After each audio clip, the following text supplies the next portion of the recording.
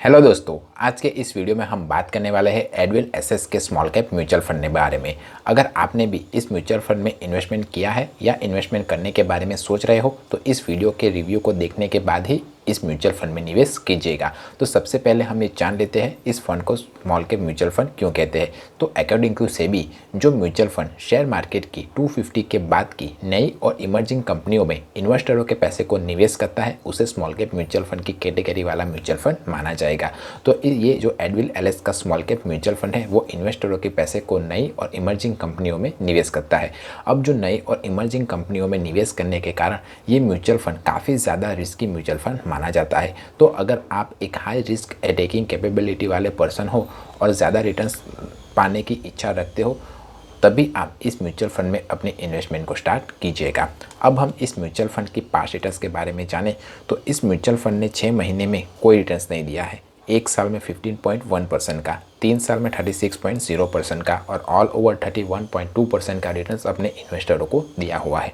इस mutual fund ने 3 साल में अपने कैटेगरी एवरेज से अच्छा रिटर्न्स लाकर अपने इन्वेस्टरों को दिया हुआ है। तो अगर आप इस म्यूचुअल फंड में अपने इन्वेस्टमेंट को स्टार्ट करने के बारे में सोच रहे हो तो मिनिमम 3 साल के लिए तो इस म्यूचुअल फंड में इन्वेस्टेड रहिएगा ही रहिएगा।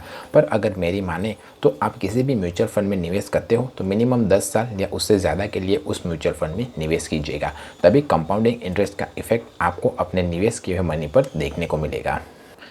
इस म्यूचुअल फंड का एक्सपेंस रेशियो 0.57% है। अब जिसे नहीं पता कि एक्सपेंस रेशियो किसे कहते हैं, तो जो एसेट मैनेजमेंट कंपनियां होती है वो हमारे ही पैसे को मैनेज करने के लिए हम से कुछ फ़ीस चार्ज लेती है और उसी फीस को वो एक्सपेंस रेशियो के तौर पर हमें बताती है। तो जितना ज़्यादा एक्सपेंस रेशियो होगा उतना ही कम इन्वेस्टरों को प्रॉफिट होगा। तो जब भी आप किसी भी म्यूचुअल फंड में अपने इन्वेस्टमेंट को स्टार्ट करें तब एक्सपेंस रेशियो के क्राइटेरिया को ज़रूर ध्यान रखें। इस म्यूचुअल फंड का एग्जिट लोड 1% है। अगर आप एक सर्टेन टाइम ऑफ पीरियड से पहले अपने निवेश के पैसे को निकाल लेते हो तो आपको 1% का एग्जिट लोड चार्ज देना पड़ेगा। ये जो म्यूचुअल फंड है वो benchmark Nifty small cap 250 try को फॉलो करता है। और अगर आप इस म्यूचुअल फंड में अपने इन्वेस्टमेंट को स्टार्ट करना चाहते हो तो मिनिमम SIP 500 रुपीज़ और लमसम अमाउंट 5000 से स्टार्ट कर सकते हो। अब हम इस म्यूचुअल फंड की एसेट एलोकेशन को देखें तो ये म्यूचुअल फंड है वो इक्विटी में 98.46% और डेट में 2.8% इन्वेस्टरों के पैसे को निवेश करता है।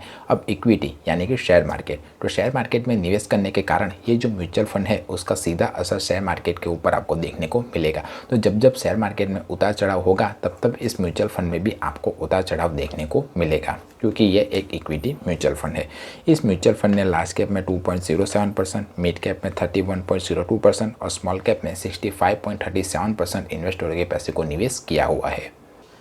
टॉप स्टॉक होल्डिंग कंपनियां देखें तो JB chemicals and pharma, Canfin homes limited, कैल इंडस्ट्री लिमिटेड और नवीन फ्लोरिन जैसी अच्छी स्मॉल कैप कंपनी में इसने इन्वेस्टरों के पैसे को निवेश किया हुआ है। एलोकेशन बाय सेक्टर हम देखें तो उसने capital and goods, financial and material and service sector में इन्वेस्टरों के पैसे को निवेश किया हुआ है। रिस्क हम देखें तो ये म्यूचुअल फंड इक्विटी यानी कि शेयर मार्केट में इन्वेस्टरों के पैसे को निवेश करता है और नई और इमर्जिंग कंपनियों में इन्वेस्टरों के पैसे को निवेश करता है। तो इस हिसाब से ये एक बहुत ही हाई रिस्क की म्यूचुअल फंड माना जाएगा। इस म्यूचुअल फंड का स्टैंडर्ड डेविएशन 20.53% है। अब जिसे नहीं पता कि स्टैंडर्ड डेविएशन किसे कहते हैं, तो स्टैंडर्ड डेविएशन एक रेंजिंग फैक्टर है। अगर मान लीजिए कि आपने किसी म्यूचुअल फंड में 100 रुपये इन्वेस्ट किए और उस म्यूचुअल फंड का स्टैंडर्ड डेविएशन 10% है तो ये म्यूचुअल फंड आपको ज़्यादा से ज़्यादा 1.110 रुपीज़ और कम से कम 90 रुपीज़ के बीच में रिटर्न्स लाकर देने की संभावना रखेगा।